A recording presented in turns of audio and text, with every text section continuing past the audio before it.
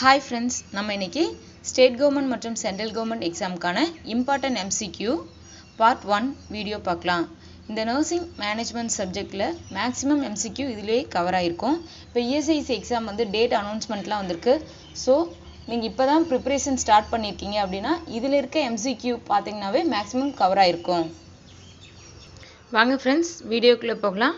இந்த வீடியோ உங்களுக்கு பிடிச்சிருந்தா ஷேர் பண்ணுங்கள், லைக் பண்ணுங்கள், சப்ஸ்கிரைப் பண்ணுங்கள். First question, who is father of management?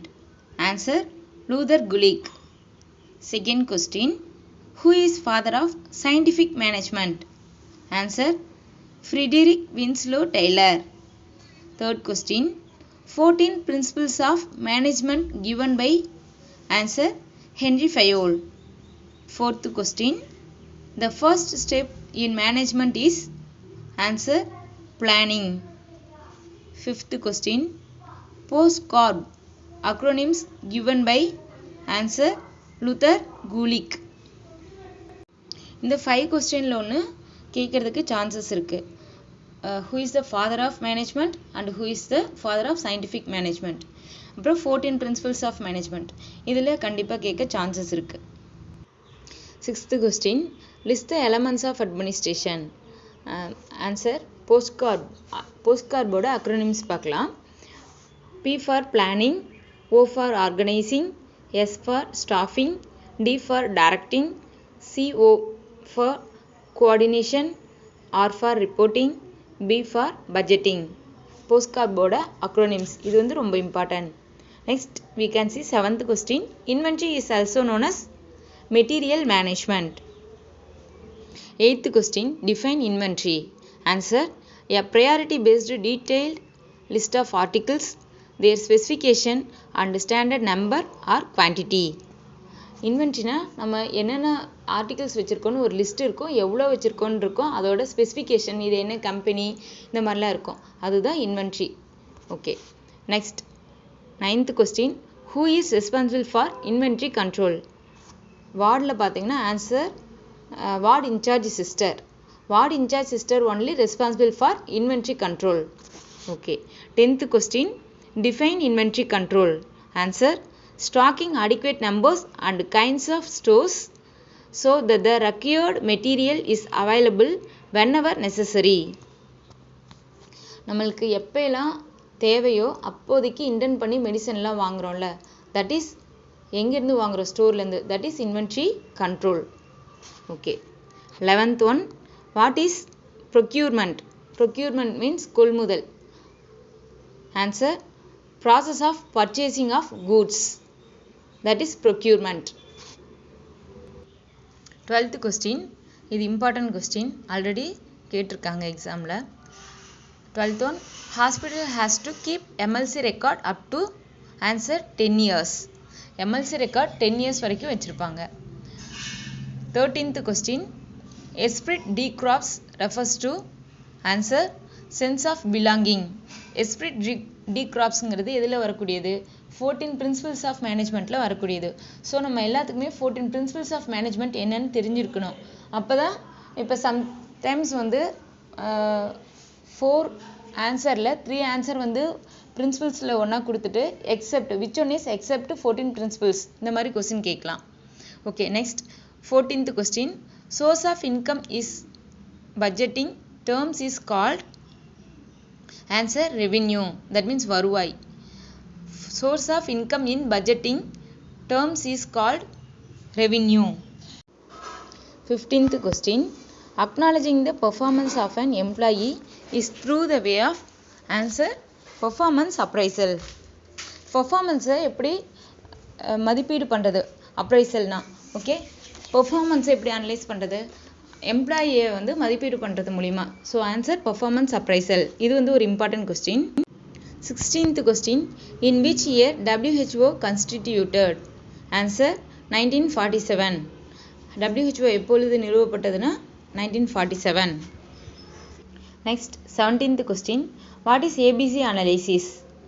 Always better control, annual usage value. Okay, இப்போ ஏ ஐட்டம்லாம் எதில் வரும் அப்படின்னா காஸ்ட் பார்த்தீங்கன்னா ரொம்ப ஹையாக இருக்கும், ஆனால் ஸ்மால் நம்பர் தான் நம்மளுக்கு குவான்டிட்டி தான் தேவைப்படும். ஃபார் எக்ஸாம்பிள் இந்த வெண்டிலேட்டர், சிபப் மெஷின் இதெல்லாம் சொல்லிக்கலாம். பி ஐட்டம் பார்த்தீங்கன்னா மாடரேட் காஸ்ட்டாக இருக்கும், அதோட தேவையும் வந்து மீடியமாக தான் இருக்கும். For example syringe pump, infusion pump இப்படி சொல்லலாம். சி ஐட்டம் பார்த்தீங்கன்னா அதோட காஸ்ட் ப்ரைஸ் வந்து ரொம்ப லெஸ்ஸாக இருக்கும், ஆனால் லார்ஜ் குவான்டிட்டி வந்து தேவைப்படும். எக்ஸாம்பிள் காஸ் பீஸ், காட்டன் இதெல்லாம். Okay, shall we see A item? A items need small in number but high in cost. Important item, so it should be managed by top level manager. Top level management requires intellectual skills. Okay, next B item need medium in number and moderate in cost. It is controlled and managed by middle level manager. It requires supervisory skills. Next C item need large in number but less in cost. It is controlled and managed by low level manager. Low level management requires technical skills. இங்கே உங்களுக்கு வந்து எக்ஸாம்பிளுக்கு ஏதாவது ஒரு articles inventory கொடுத்துட்டு இது எந்த ஐட்டத்தில் வரும்னு கேட்கலாம், இல்லைனா இதை யார் வந்து மேனேஜ் பண்ணுறாங்க அப்படின்னு கேட்கலாம். டாப் லெவலா இல்லை வந்து மிடில் லெவலா லோ லெவலான்னு கேட்கலாம். அதே சமயத்தில் top level management requires what skills? Intellectual skill. Middle level management requires supervisory skill. Low level management requires technical skills. இப்போ பேராகிராஃபாக உங்களுக்கு நான் சொன்னாலும் இதில் ஒவ்வொரு லைனுமே ஒரு ஒன்லைனராக கேட்க சான்சஸ் இருக்குது. Next 18th question, what is VED analysis? V for vital item, E for essential item, D for desirable item. இப்போ வைட்டல் ஐட்டம்னா அதோட ஷார்ட்டேஜ் இருந்தாலும் அதை டாலரேட் பண்ணிக்க முடியும். எசென்சியல் ஐட்டம்னா அதோட ஷார்ட்டேஜ் இருந்துச்சுன்னா அதை ஷார்ட் பீரியட் மட்டும் டாலரேட் பண்ணிக்க முடியும். டிசரபிள் ஐட்டம்னா அதோட ஷார்ட்டேஜ் வந்து அட்வர்ஸில் எதுவும் அஃபெக்ட் பண்ணாது. Okay, vital item shortage of item can't be tolerated. Essential item its shortage can be tolerated for a short period. Desirable item here shortage of the item will not adversely affect. 19th question, what is FSN analysis? F for fast moving, S for slow moving, N for non moving. Here classified on the basis of rate of consumption. It must be periodically reviewed to prevent expiry. 20th question, what is HML analysis? High cost, medium cost, low cost. It based on cost per unit to keep control over consumption at department level. Next 21st question, whose theory is theory of bureaucracy? Answer Max Weber. Idu important question. Next 22nd one, professional negligence is legally termed as? Answer malpractice. இது already வந்து ஒரு 4-5 எக்ஸாம்ஸ்க்கு மேலே கேட்டிருக்காங்க. Professional negligence is legally termed as? Answer malpractice.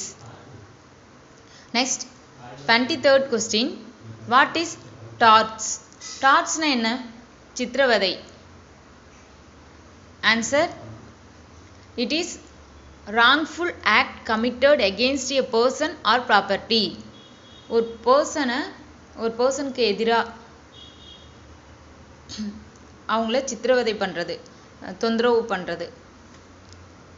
Next 24th question, types of torts. There are 2 types of torts. One is intentional torts, second one is unintentional torts. 25th question, types of unintentional tort. There are 2 types. First one is negligence, second one is malpractice. First we can see the negligence. That means below the standard level of care. For example, injection போடும்போது sterile follow பண்ணாமல் இருக்கிறது. Second one is malpractice. Carelessness of professional person. It is a professional negligence. Okay, next 26th question. List out intentional tort. Under that, first, assault. Assault means தாக்குதல். To do bodily injury to other, unlawful threat, for example, without consent giving injection, that is assault.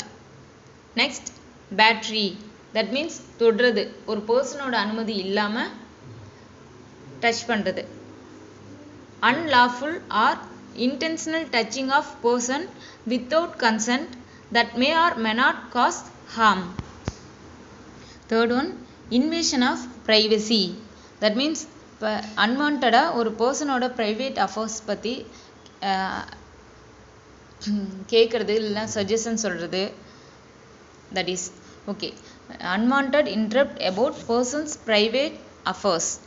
Fourth one, defamation of character, that means communication of false statement, அவங்கள பற்றி தப்பான ஒரு வதந்தியை form பண்ணுறது, that is defamation of character. It is two types. One is libel, second one is slander. Libel means through writing, print material, pictures மூலிமா ஒரு பர்சனை பற்றி false statement கொடுக்கறது. Second, slander means spoken words or false words, ஒருத்தவங்களை பற்றி தப்பாக பேசுறது, that is slander. Next, fifth one, fraud, that means மோசடி, deliberate deception, அதாவது வேணும்னே ஏமாத்துறது. Next, sixth one, intrusion, அவங்கள பற்றி சொல்கிறது, ஊடுருவல். செவன்த் ஒன், பப்ளிக் டிஸ்க்ளோசியூர், ஒருத்தவங்களை பற்றி பொது வெளிப்பாடு, பொதுவாக வெளிப்படுத்துறது, இவங்க இந்த மாதிரி தான் அப்படின்ட்டு. எயித் ஒன், மலிஸ், தட் மீன்ஸ் தப்புன்னு தெரிஞ்சே அதை பப்ளிஷ் பண்ணுறது. நைன்த் ஒன், அப்ரோப்ரியேஷன்ஸ், தட் மீன்ஸ் ஒரு பர்சனோட நேமையோ இல்லைனா பிக்சரையோ அவங்களோட பெர்மிஷன் இல்லாமையே யூஸ் பண்ணுறது, that is appropriation. Okay friends, thank you.